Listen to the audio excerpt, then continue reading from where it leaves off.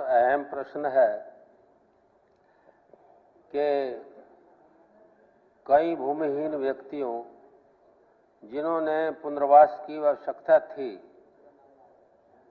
और वो पूरी पंजाब उपयोग अधिनियम 1949 और ग्राम पंचायत शामलात भूमि 1953 के तहत अकृषि योग्य भूमि अवमंडित की गई थी, जो खेत में जो है ना कृषि के लायक नहीं थी, जिसमें जंगल थे, बियाबान था, वो अलाट की गई थी।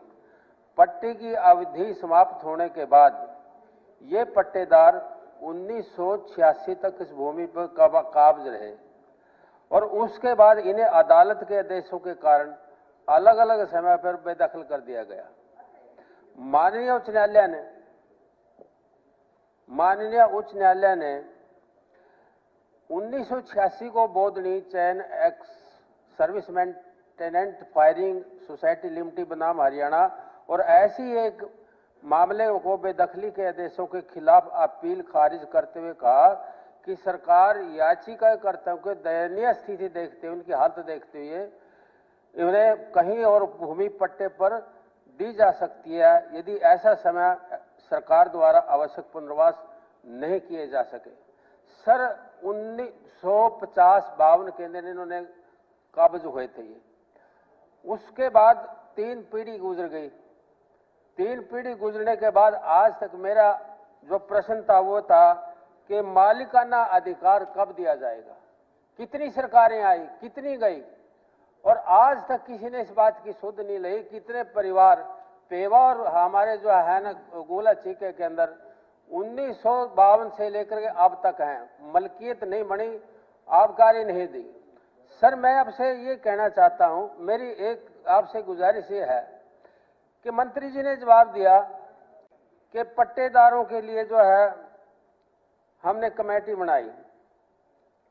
ये कितनी बार कमेटियां बनी, कितनी बार आई, मैं आपको आपके नोट्स में ये लाना चाहता हूं कि पट्टेदारों को कभी तो इनको ये कहा कि 250 रुपये पर एकड़ के हिसाब से लो और पट्टा जो है न जारी रखो। कभी कहा पट्टेदारों को 1000 प्रति एकड़ की तरफ से 20% की बढ़ोतरी पे कर दिया गया।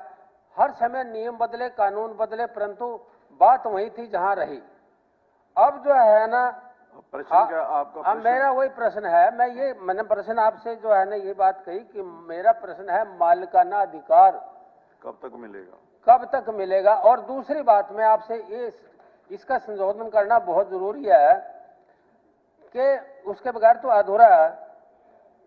राज्य सरकार को नोटिस जारी करते हुए माननीय उच्च न्यायालय ने 3/7/2014 तथा उसके पश्चात 28/4/2016 द्वारा सरकार पंजाब ग्राम शामलात भूमि नियम 1964 के नियम 6(1) के अनुसार भूमि के किसी भी टुकड़े को आवंटित करने से रोक दिया गया था।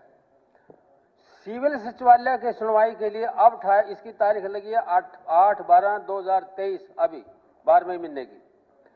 अब मैं ये चाहता हूं ईश्वर सिंह जी, वैसे तो कोर्ट में केस है, let it court decide. Sir इसका कोर्ट से मेरे सवाल का संबंध नहीं है। नहीं, आप भी तो जो इन्होंने जवाब, आप भी तो कह रहे हैं कि अगली डेट नहीं, आप उस साइड को दूसरी साइड में ले जाने की बजाय मेरी मंशा को समझिए। मैं ये कहना चाहता हूं कि जब सरकार ने कमेटी बनाने के लिए स्वीकार कर लिया तो अच्छी बात है, मैं धन्यवाद करता हूं सरकार का कि सरकार ने ये तो मान्य भी इसके लिए कमेटी हम बनाएंगे, इसके ऊपर जो है हम फैसला लेंगे। तो नियम को बदलते हुए एक्ट ला करके क्या नहीं कर सकते। मैं तो ये पूछना चाहता हूं लास्ट में कि सरकार समयबद्ध तरीके से कोई इसका जवाब देगी कि इस तारीख तक हम जो है ना कमेटी का फैसला करेंगे। आदरणीय मंत्री जी जवाब। बिल्कुल माननीय सदस्य को मैं बताना चाहूंगा, अध्यक्ष महोदय, इस पे जो मैंने बताया कमेटी बनी है और सरकार इस पे पॉजिटिव विचार कर रही है। बहुत जल्दी इस पे एक पॉजिटिव फैसला सरकार लेके आने का काम करेगी। तो हिसाब नहीं ना फिर रहा जी। देखिए चलो उन्होंने जवाब किया, जल्दी नहीं बात रखी, बड़ा गंभीर विषय और एक सिर्फ चीका का नहीं, ये हमारे 2 जिले कुरुक्षेत्र और कैथल, उसके अंदर कई ऐसी बंजर जमीनें पोस्ट इंडिपेंडेंस दी गई थी कई बार उसके प्रयास करे गए हैं, कई बार एक्ट में अमेंडमेंट करिए। लास्ट अमेंडमेंट 2012 के अंदर हुई थी, जिसको माननीय हाईकोर्ट ने स्ट्राइक डाउन कर दिया था। सरकार उसके ऊपर विचार करके जो भी लीगल रेमेडी हमें लेनी है, चाहे एक्ट में अमेंडमेंट करनी पड़े, उसको विचार करें। जल्दबाजी करेंगे तो पहले की तरह नुकसान होगा, एक्ट स्ट्राइक डाउन होगा। तो टेक्निकल फिजिबिलिटी देखने के बाद ही चौधरी साहब इसमें फैसला लिया जाए।